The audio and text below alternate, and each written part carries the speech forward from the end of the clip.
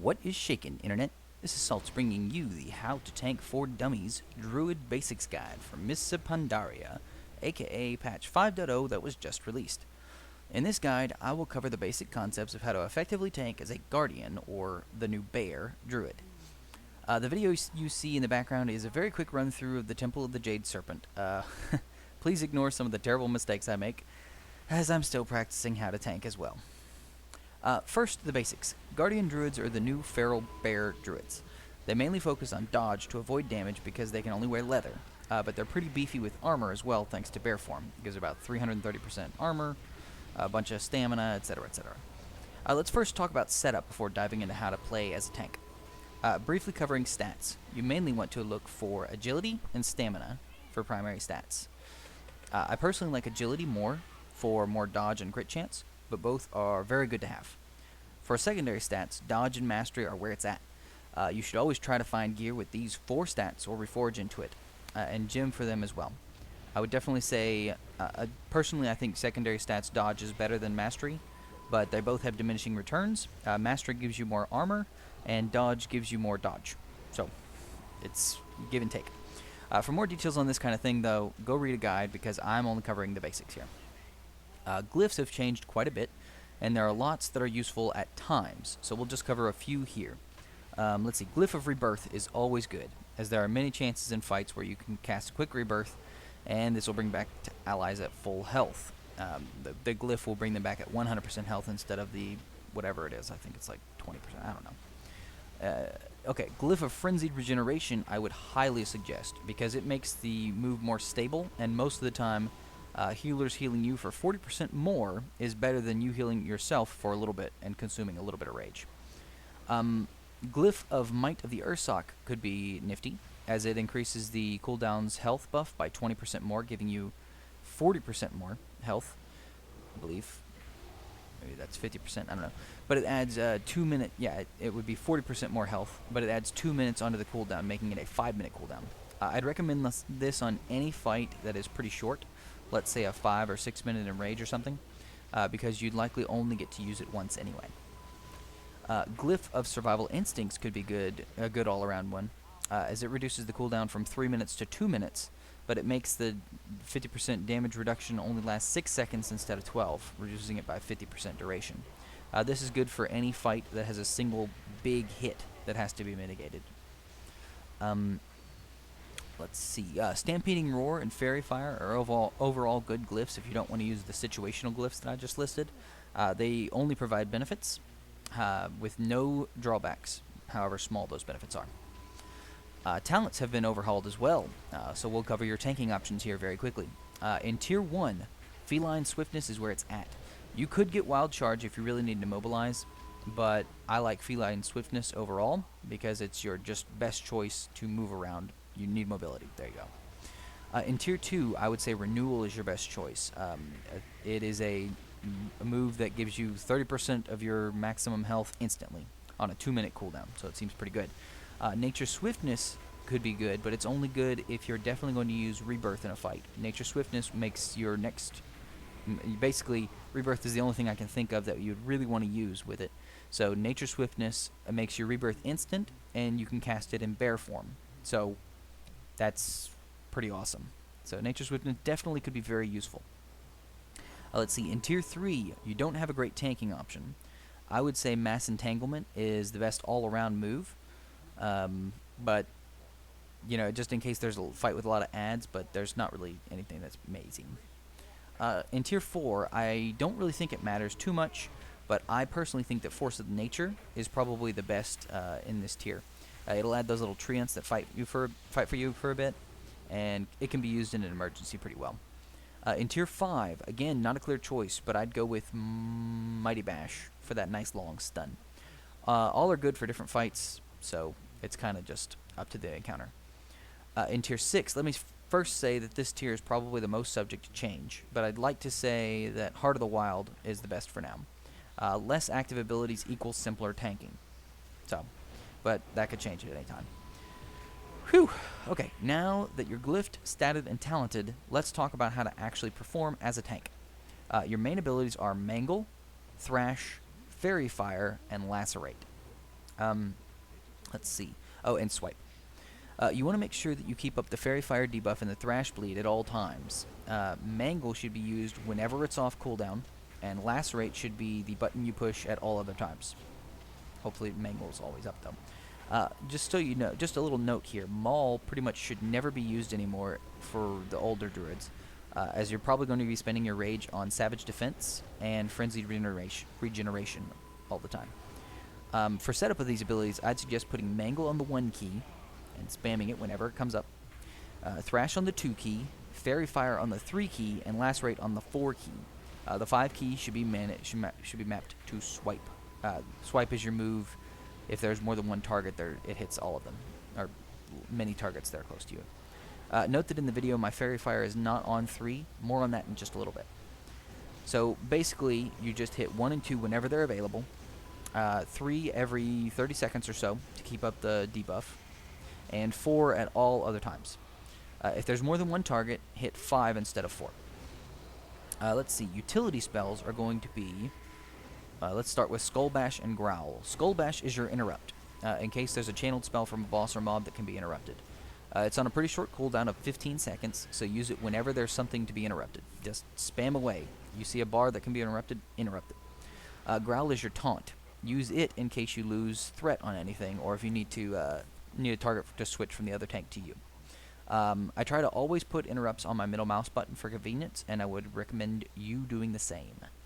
Additionally, you have some other moves to discuss briefly. Stampeding Roar is a move that will give you your entire group a minor speed buff. Use this if mobility is needed at pretty much any time. It's on a 2 or 3 minute cooldown, so just use it whenever you need to run around a little bit.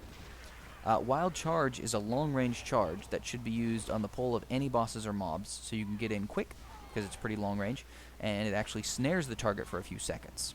So that's really nice as a pull, to just jump in there. Innervate is a situational move that will restore around 10% of an ally's mana over a few seconds. Be careful though, as casting it will jump you out of bear form, so you'll drop bear form. So you have to either be quick or not actively tanking to use it, similar to Rebirth.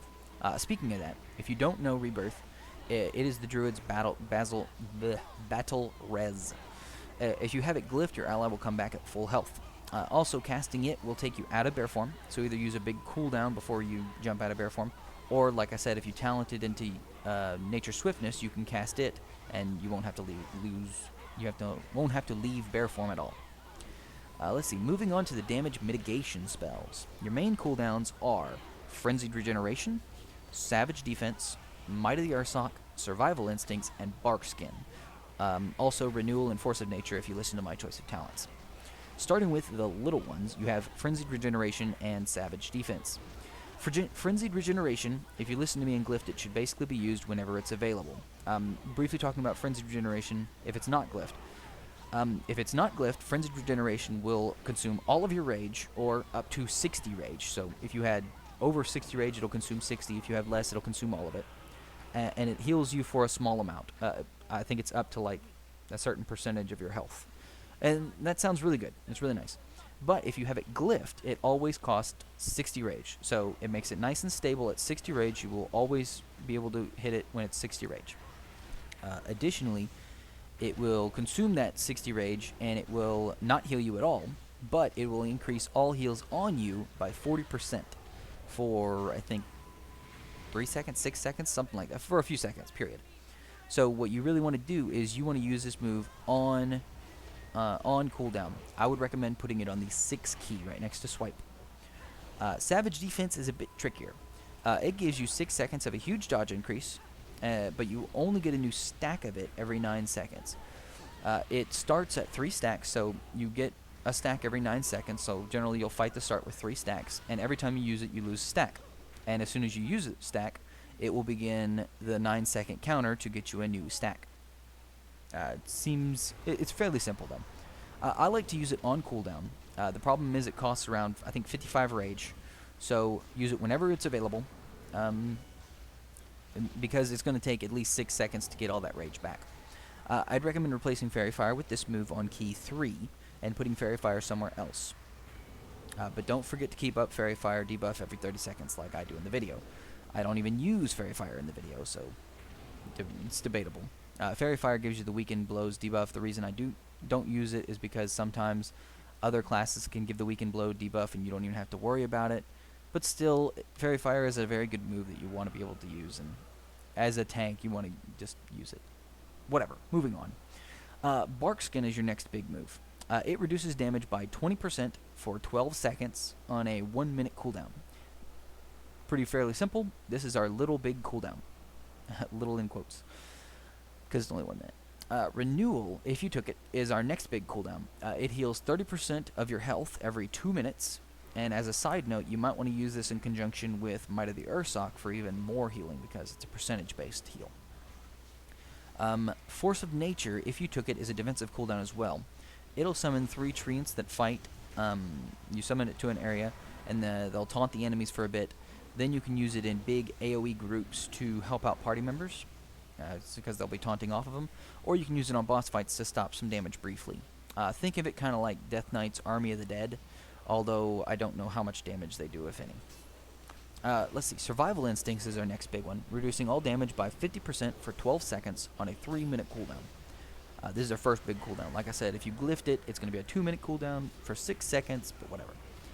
Might of the Ursoc is our last big cooldown, increasing health by 30% for 20 seconds on a 3-minute cooldown. Like I said, use it with Renewal for big-time healing, and if you glyph it, it becomes a 5-minute cooldown with buffing your health by 50%. That's just cool to buff your health by 50%. That's why I like it. Let's see. Before I move on, a couple of last cooldowns we have are Berserk and Enrage. Berserk lets you spam Mangle. So if you use Berserk for, I think, 12 seconds or 20 seconds or something like that, you get to spam Mangle. It has no cooldown. So you use Mangle instead of Lacerate or Swipe, because Mangle hits multiple targets at this time, so you just hit Mangle over and over and over again. And generally should be used as soon as you pull a boss. Don't follow my bad examples in the videos, and use this as soon as you initiate on any bosses to pump out the most DPS and hold threat. Unless there's a DPS race within 3 minutes of starting the fight, because you want to have that extra DPS at that point or something. Enrage just gives you a little bonus rage. It gives you 10 rage immediately, and then 1 rage per second for the next 10 seconds or something like that. This should be used at the start of a fight and on cooldown just for some free rage. If you want, you can use this in a pinch to squeeze out some extra rage so that you can use Savage Defense and Frenzied Regeneration at the same time. But either way, I also wanted to talk about Symbiosis, the new level 87 move in Mists of Pandaria. You use this move on an ally, and it gives you an additional move. It gives them one as well, but that's not important right now. If at all possible, you should use this move on a Death Knight, a Paladin, or a Rogue. This will give you Bone Shield on the Death Knight, Consecration on the Paladin, and Feint on the Rogue, any of which will help you out in some way. Basically, if you get these moves, use them. It's effective. I'm not going to go over those moves because you're not going to have them all the time. It doesn't matter. I think these are definitely the best moves you can get out of Symbiosis, though. Finally, make sure to keep up your Mark of the Wild buff and be in bear form. These are the only real buffs that you need to keep track of. You always want to be in bear form.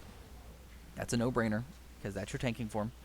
And you always want to have Mark of the Wild buff, which is your stats buff. So if somebody else can take the stats buff, great. If there's a paladin with something, or the monk with his Legacy of the Emperor or whatever, it doesn't matter. But use your Mark of the Wild. Might as well. It's the only thing you got. So I hope you've enjoyed this quick guide for Druid tanks in Mists of Pandaria. A quick shout out to the guys in the video. This was actually a last-minute run. We thought that the beta was going down permanently. So the server was going to crash in 10 minutes, and they didn't think we could do it, but we did it. So in your face, Temple of the Jade Servant bosses. Yeah, so quick shout out to them. Great job. Again, hope you enjoyed this guide. Please like, favorite, subscribe, all that jazz to this video. And, as always, you keep it salty, Internet.